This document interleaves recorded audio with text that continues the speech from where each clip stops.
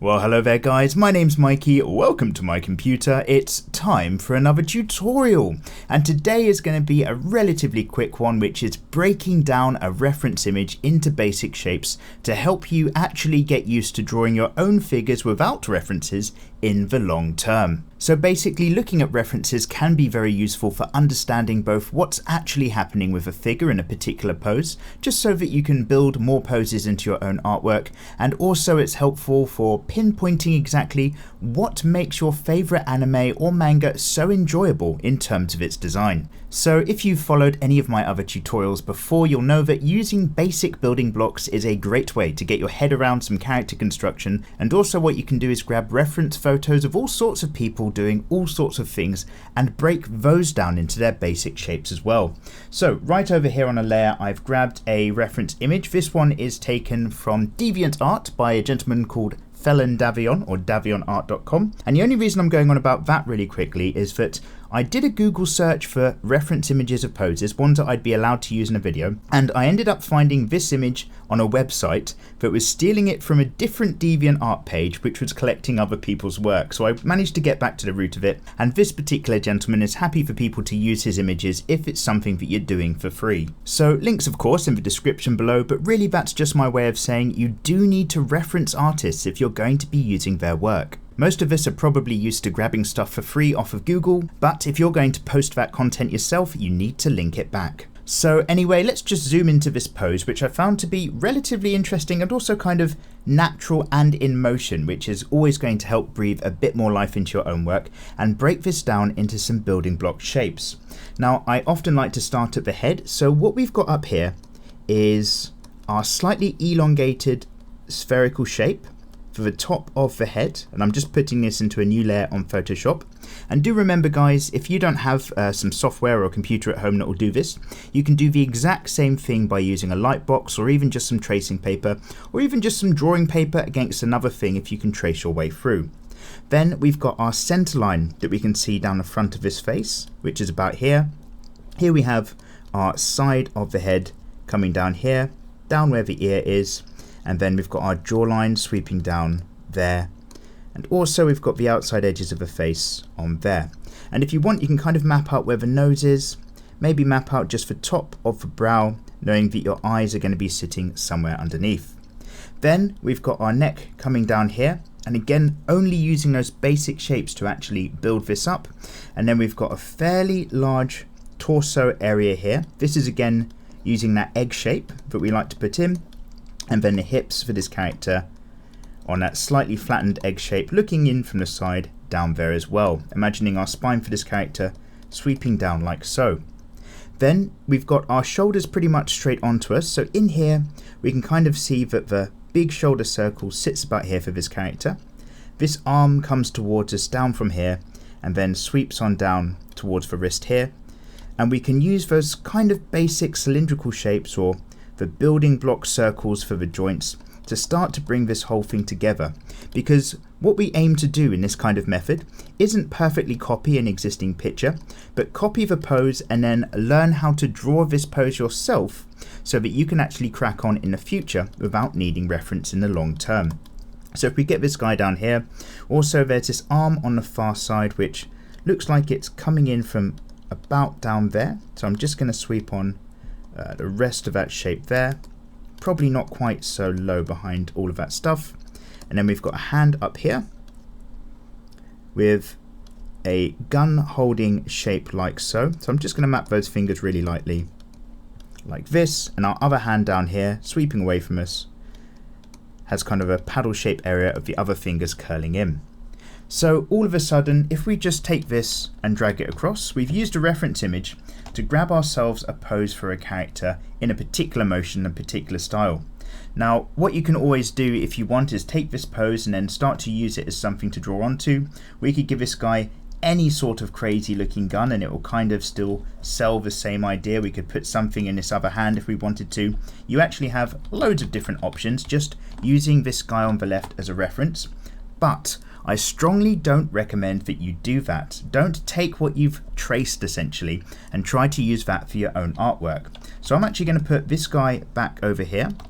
I'll just make him a little bit less opaque. What I recommend is once you've broken down a pose into your basic building blocks is then redraw those basic building blocks yourself, because it's only by doing it yourself that you're actually going to train your eyes and your brain and your hand coordination to get used to these different forms. So I might go ahead and do a slightly different scale, for example, get a nice big rough circle into play, kind of imagine that we're looking at the head side on like so. There's our brow line in the center of this circle. And again, I'm doing everything really rough and really quickly, guys, just to get the point across, because this is really something that you'll be doing maybe on your own with any sorts of reference images and any sorts of guides, depending on exactly what you want your characters to be up to. I'm going to sweep down there, get the top part of that chest shape in. The shoulders are kind of straight on towards us, so I'm going to have this great big shoulder here. And again, I might be happy with the idea of an arm coming down here. But when you do your own versions, you can make all sorts of micro adjustments. I might want to bring the forearm up here, for example. But because I've got the basic pose to help me get started, I can kind of relatively confidently understand, well, if that's on a pivot, is it just going to sweep up in this direction instead? And this is really where you're using a reference image not as a complete copy in its entirety, but as something that's going to help you get a feel for what you want to be doing with your own characters as well. So I'll still have maybe his other hand down here, holding or sporting some kind of gun, just like so. And again, being really, really rough. But then at least what I've done is I've had a go at building up these blocks in a basic form to start to work on a character of my own design. Maybe in this instance, this hand could be a little bit more rotated and there's a kind of pump action gun of some sort that he's got in that direction instead. Basically, again, play around with it, don't get too stuck down with your reference, just use it as a bit of a guide with your form. So if, guys, our first step was to be over on the left and break down a slightly complicated image into its basic simple shape so that we can understand it as artists and have a go ourselves, that simplification is a great step that you'll end up doing with just your eyes alone. You'll find that you won't need to draw over an existing image after a while. You can go straight to our second step and just use those basic building blocks as a guide for your own design. However, the real end game to all of this is that we want to reach a point where we become so used to these building blocks in different interesting poses that we can actually forget about using a reference image altogether and then just start drawing from scratch ourselves.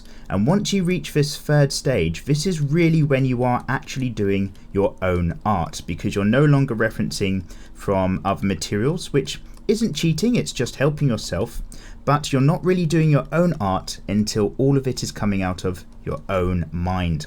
So this is why I think it is absolutely great to always be observant, borrow, steal from all sorts of art, but don't pretend that it's going to be your own art until you're really doing your own thing.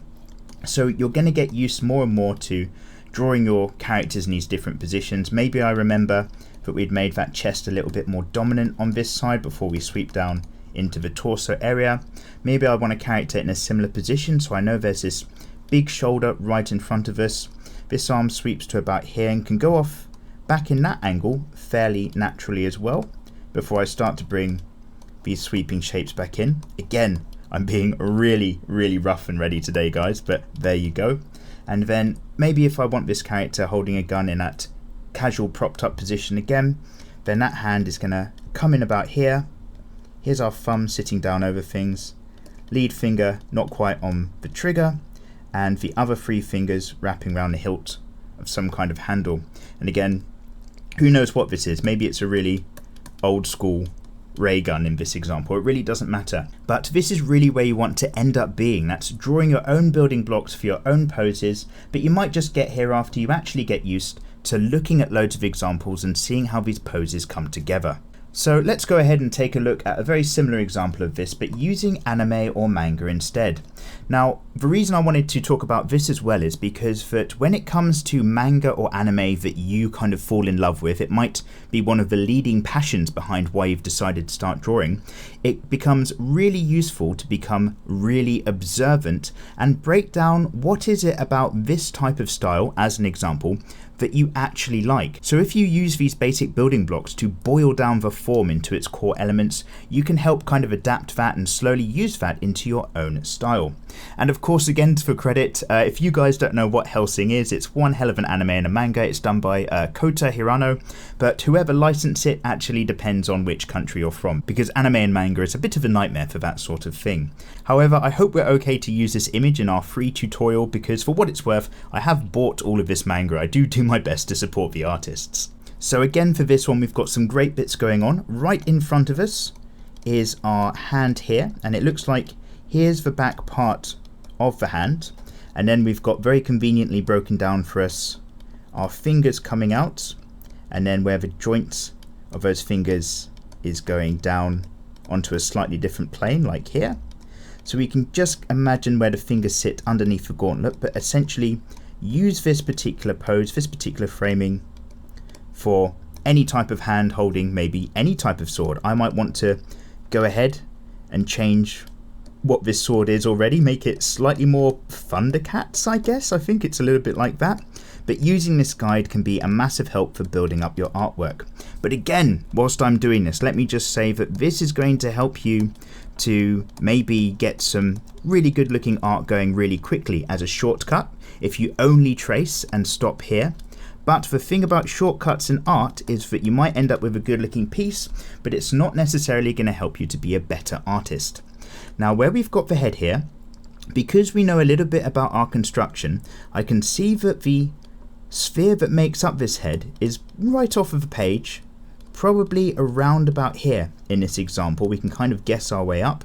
And then of course we've got our center line right down the middle here, and then it sweeps in to make the jaw shape there, and then sweeps back up on this side as well. Then we've got our brow right up here, and of course we've got this kind of very long pronounced and shaded nose that you can kind of get. I'm going to pop a triangle on there, just an example, and these really big, scary, freaky looking eyes going on in this character as well. But behind all of this black ink, we can still kind of map out a few other areas.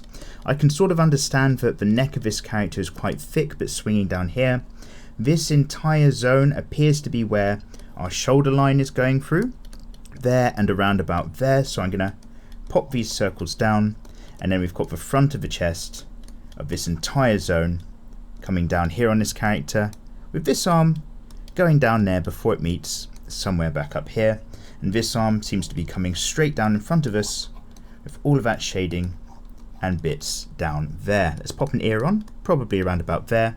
And again, this guy right here, I could take that and just start to trace over it, but I'm not really going to learn a thing. So what I want to do is maybe take that and again just construct it once more, but on my own, using my eyes, using my hands, and building up that memory into my own technique. So again, I'm just going to make it a little bit smaller, just to change the scale so that I'm not trying to do a one-to-one copy.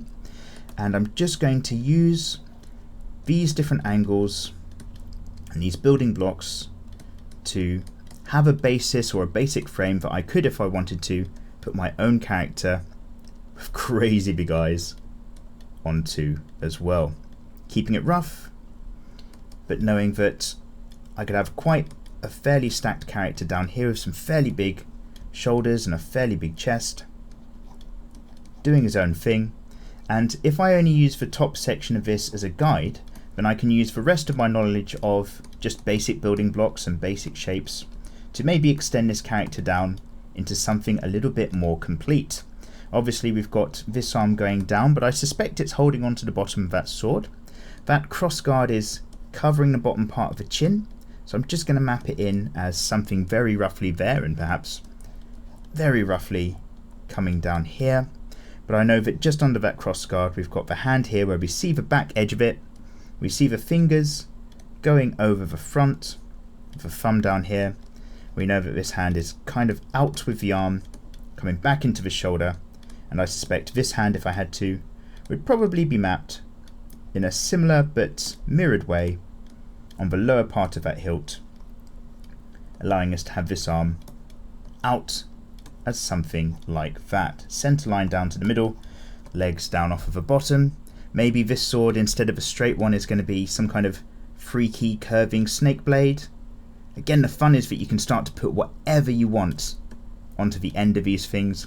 And of course, maybe our particular character will have all sorts of crazy hair, maybe just billowing off in the wind. Again, this might look terrible, but the idea behind it is to build up using the structure that you're learning from your reference images. So that's it, guys. I really just wanted to talk about how you can break down reference images to help you with your own artwork, but also the kind of pitfalls and traps of only going halfway. So again, just to wrap up, if you want, find anything that you like the look of, like maybe this dude over here.